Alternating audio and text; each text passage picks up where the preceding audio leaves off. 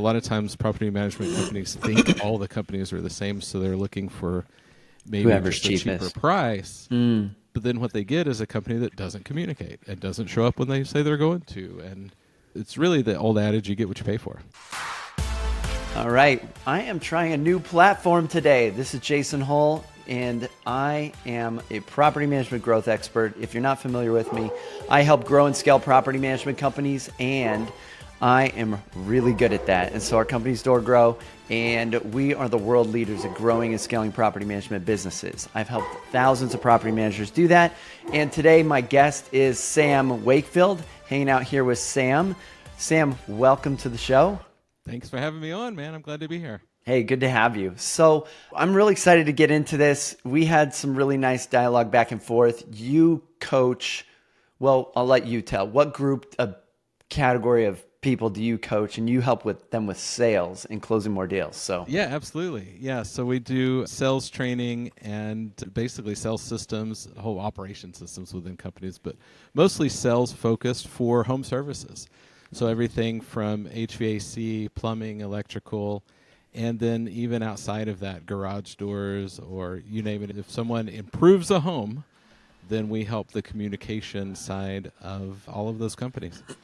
got it. So in my industry, property management, people would call those vendors. That's usually what they call them. They're like, these are the vendors. And so we thought it was fun. I went on your podcast and we had this really fun dialogue. I highly recommend you go check out Sam's episode with Jason Hull and go check that out. We were going back and forth because we had done a survey each to our audiences, like what's frustrating about HVAC companies and what's frustrating about property management companies, and just seeing the disconnect that existed there, which was interesting. So before we get into this, I want to read a quick message from our sponsors. This episode is sponsored by KRS Smart Books. Do you have properties to manage and zero time for bookkeeping headaches? KRS Smart Books is your secret weapon. They specialize in finances for busy property managers like you with 15 plus years of real estate know-how and skills in Appfolio, Yardi, and more. Imagine monthly reports magically appearing and zero accounting stress. Sound good? Head to krsbooks.com to book your free discovery call. Integrity, quality, and a dash of bookkeeping brilliance. That's KRS Smart Books. And that's K's in Kansas, R's in Rogers, S in Sam. Sam. All right. So cool. Now let's get into this. So we're going to talk about closing deals, but why don't you give us, my audience, a little bit of background? How did you get into sales and then starting your own company, helping people with sales, and like how did Close It Now come to be? Yeah, for sure. Thanks for that question. I've spent almost 20 years now in home services. Most of my time has been in HVAC. I've done solar. I've done a lot of different trades over the years. And, so I launched the Close It Now company in 2019 because I really just recognized a place where there was not a lot of modern training, because truly all that sells is just communication. It's how do we communicate clearer and in a way where we can educate so somebody can understand, one, what we're talking about, and two, why they should care and how it's going to make a difference in their life. So at the essence of that, so I was looking for some more modern training for my people at my company that I had at the time, and I didn't find anything out there. So I just said, well, now we have a space for, I have communication skills, I can train people. So that's when I launched the company in 2019. And so much of my career built up to that point of, and specifically how it affects here and why I'm here today. I've worked with so many property management companies and individuals across 20 years of doing this. Yeah. So I've definitely learned a lot of best practices and a lot of the things not to do. I'll own my mistakes as well as, coming across maybe property managers that I wouldn't work with again. Right. And so from all of that experience, I started the training company. So I work with those home service companies to communicate better. A lot of it is, of course, working directly with homeowners, but also there's a huge portion of all of those companies that, rely on it and need property management companies to, really help them stay in business. And in turn, they can turn around and, help those property management companies to efficiently take care of properties. but there's always seems to be this kind of struggle of, that back and forth. So that's obviously why we're here today, is a big part of that. But that's some of my history. I've been doing it 20 years. I started closing it now 6 years, coming up on, April this year, next month, is 6 years anniversary of the company. And it's been a fun ride. And we've definitely helped lots and lots of organizations to grow in a way. You're helping them close it now. All right. Yeah, got it. All right. So you're helping these vendors close more deals, right? Mm-hmm. So property managers, I think, would love to hear. You're on the other side of this relationship between property managers and vendors. What have you seen, and what's the general feedback that you're noticing of the property management industry? What's kind of the vendor's perspective? Because I know property managers, they get frustrated with vendors, right? They're like, oh, the vendors say you need something when you don't, and they don't, it's difficult to reach them, or this or whatever, right?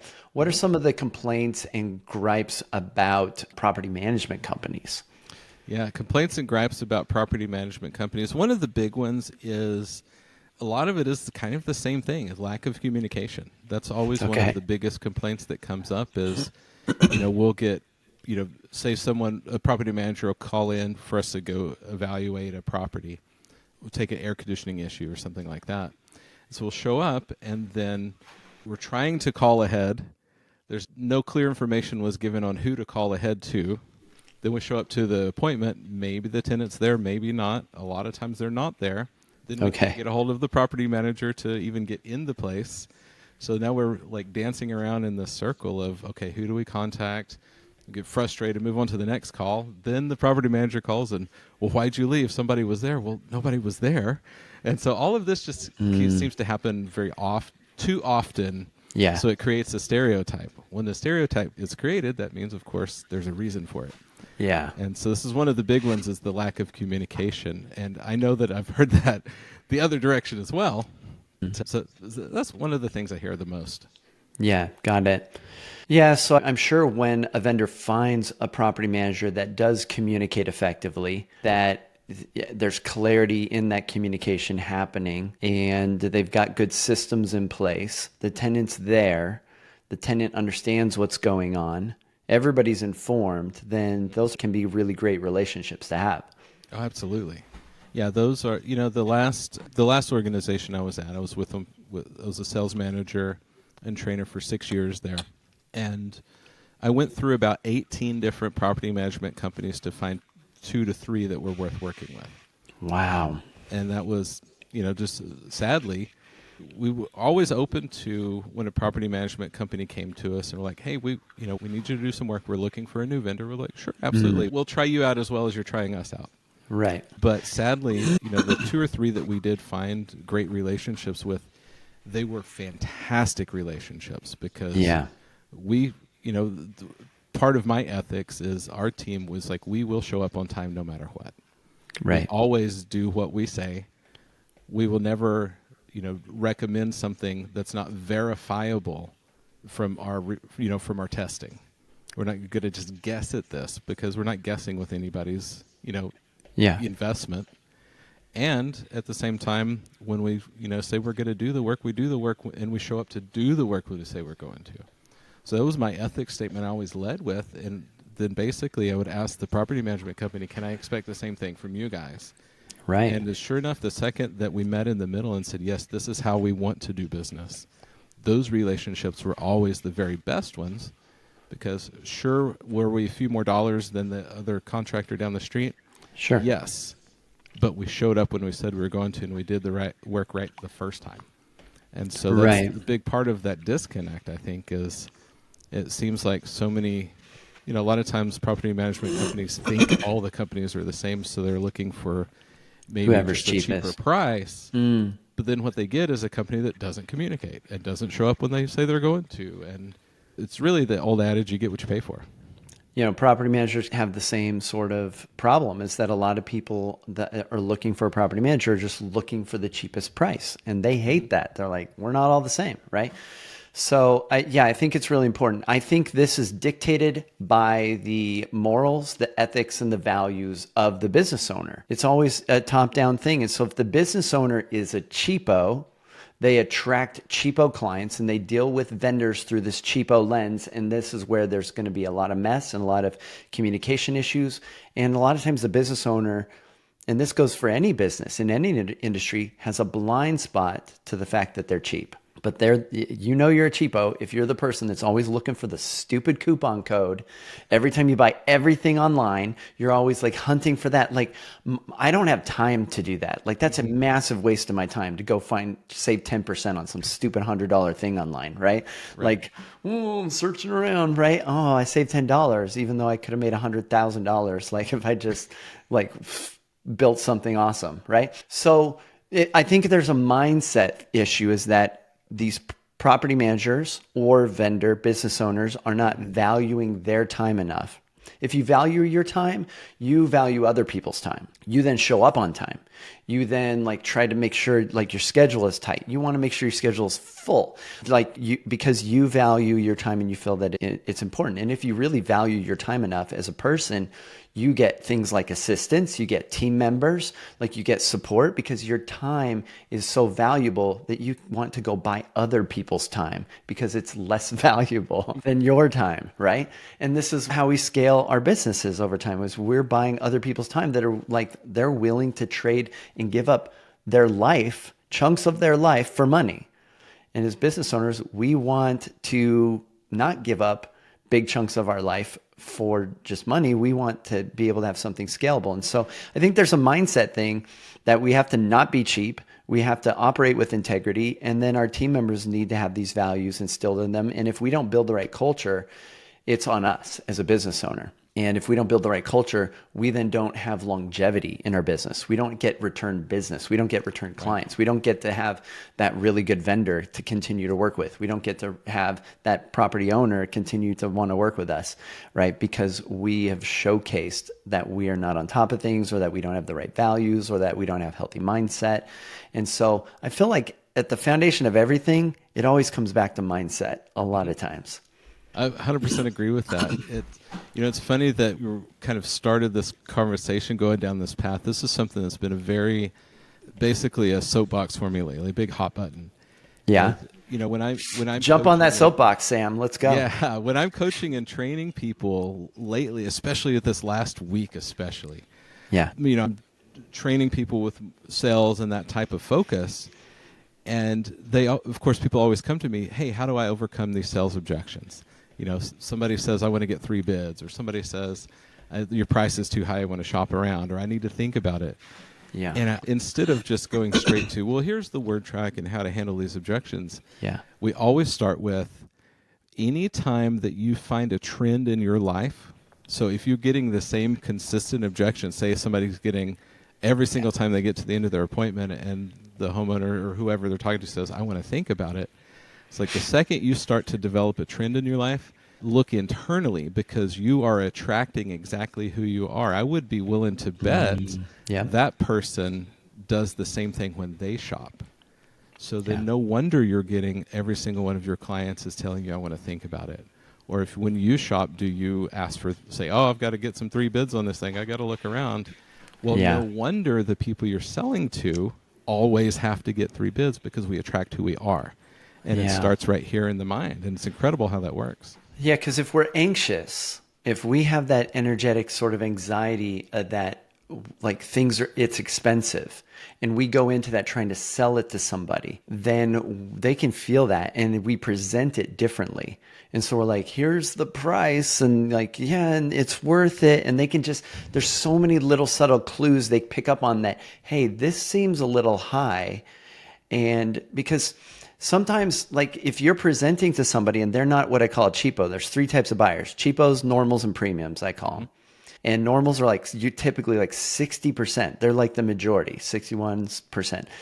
The smallest group are usually the premium buyers, supposedly. But the idea is this: if you're a premium buyer and I present a price, and I'm not even going to flinch telling you about it, I'm like, yeah, we've got this, and this is what it costs, and this, and they're going to go, oh, this person feels really confident. And it's just energetically how we present it. There's no hey, I'm trying to prep you for this price, reveal, because it's going to hurt a little bit. Or if they just have the confidence and they know they're expensive, they might even just say, hey, we're one of the most expensive, but we're also one of the best. Let me tell you about your options, right? So maybe they start with a pre-frame like that. But either way, they have this confidence that they know they have value and that it's worth it. And then they present it like that, then people go, oh, okay. But if you have that anxiety deep down related to price, and you know you're this person, if you're always looking for the coupon code or the discount code, or you're trying to find the cheapest way to do something, then you've got a bit of that going on because that's your identity. And I've noticed this, like in order to get people to be better salespeople, I can't just give them tactics. I have to give them identity. And this is why my greatest sales hack, I call the Golden Bridge formula. It's the most authentic way to sell, which is your personal why connected to the business why, connected to the prospect's why. Because we always trust motives. And the default assumption in sales, if I don't know your motive and you're trying to sell to me, is you want my money. Right. And if I think that's your only motive is you want my money, and you're willing to do whatever it takes to get that, then you're probably maybe even willing to be unethical in order to get that. Might be the assumption, right? So it's kind of the default assumption in sales. And so to correct that, if I tell somebody, hey, I'm Jason Hall, my personal why is to inspire others to love true principles. And so what that means is I love sharing what works and learning what works and teaching it to others. I would do that for free, for fun. And so I created DoorGrow, and our why at DoorGrow is to transform property management business owners and their businesses. And so if our whole belief system is around helping people transform their businesses, so that allows me to basically feed my addiction to learning, coaches, masterminds, books, whatever, and turn around and be able to share what's working with others. And that's just fun for me. So I have a business that basically fulfills my lifestyle and allows me to have fun and do what I want to do.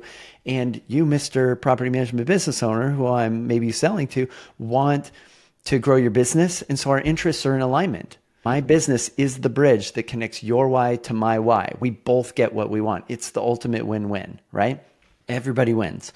And so I've been able to take really terrible salespeople that are really bad at selling, and I just get them clear on their own identity, who they are, why they do what they do, and have them relate that to people, and then people trust them. And sales and deals happen at the speed of trust. Oh my gosh, I love this so much. It's insanely powerful too when I'm teaching people how to do just introductions. You know, a super quick formula too for the property managers out there that are listening to that. Even if you're a property manager, you have to get good at sales. You have to be good at communication to be able to bring more doors into your portfolio. And so the way, you know, a really easy formula for those homeowners when you're having that conversation, first of all, they've got to know who they're talking to. Yeah. You know, this belief identity, you know, matrix that I love to call. I just did a keynote. It's funny for everybody listening. It's almost like Jason and I have read each other's notes, but we haven't. Just did a keynote maybe a month ago in Minnesota that the entire talk was your thoughts create your belief about yourself, your belief about yourself creates your identity, and then your identity creates your outcomes. And but we have to go back and start with those thoughts. And so, but a simple, easy formula for property managers out there having this conversation is, first of all, start asking permission for things. Yes. We can't just tell, right? If we can ask it as a question, ask it as a question. So ask permission, like, hey, before we get started, do you mind if I take a quick minute and just introduce you to our company and myself? Yeah. And so, first of all, anytime a conversation starts, there's always this period of ice breaking, right? Anytime anything new is introduced in anyone's environment, there's always stiffness until that moment of rapport happens and we relax a little bit. Yeah. And so taking a couple of minutes to just, hey, before we get started, do you mind if I introduce the company and a little bit about myself? Would that be all right?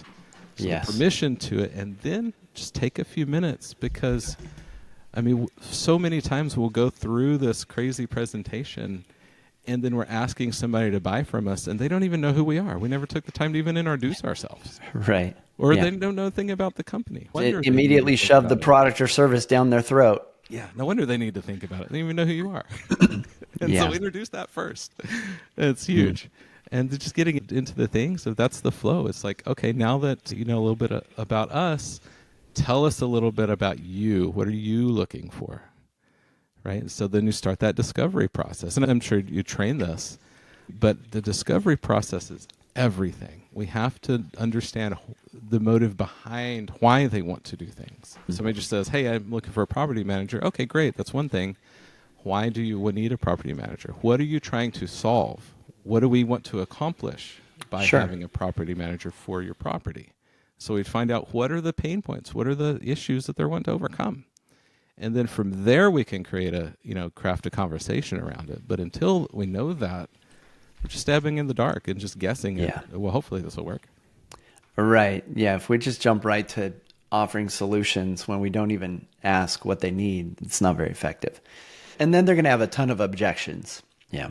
Yeah, absolutely. But that's some of the complaints we have are the communication. And the other one is just not responding once we find solutions. Then give them to the property manager, and then it's like ghosting for who knows how long until finally somebody gets back.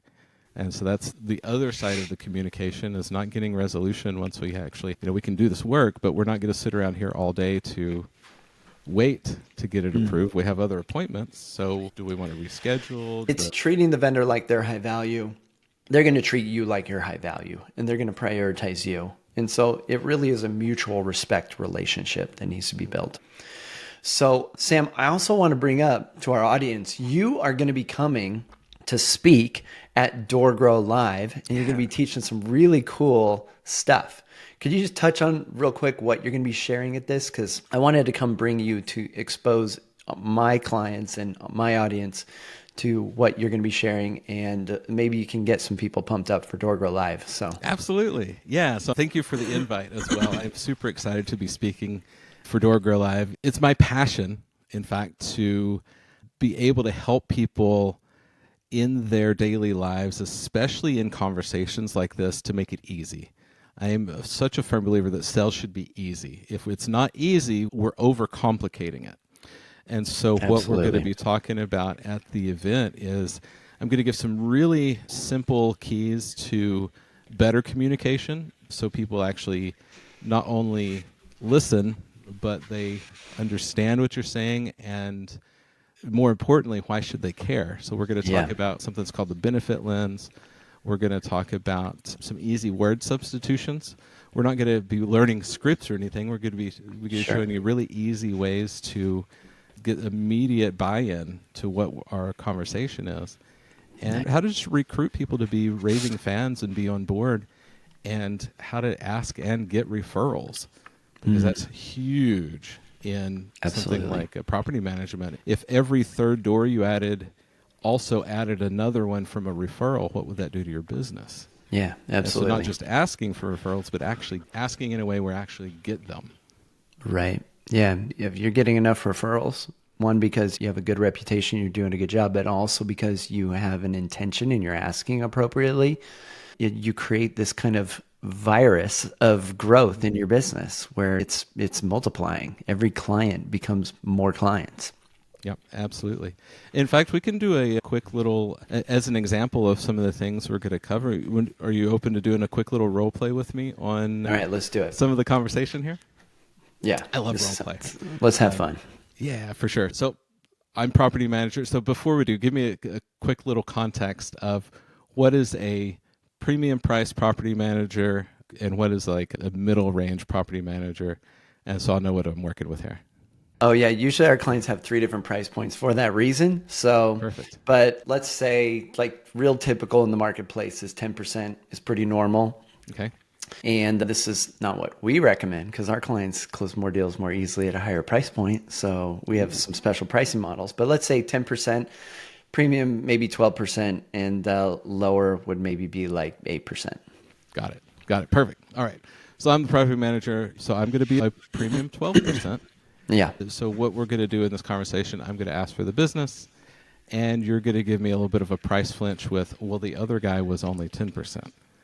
Okay. And so we'll show a quick, easy way to handle that in a way that will make sense for everybody. So, all right, Jason. So sounds like everything that you've talked about. Can you see how all the things we do will take care of the concerns that you have? Yeah, absolutely. Sounds great. Awesome. Perfect. So the next steps to get moving is, so we're just 12% of the monthly for us to be able to take care of all of that. And this will just need a quick authorization on this form here, and we can get started right away. Ooh, okay. Well, I was expecting, I talked to a company down the street. They were like 10%, which seems to be a bit more normal. I don't know. More normal?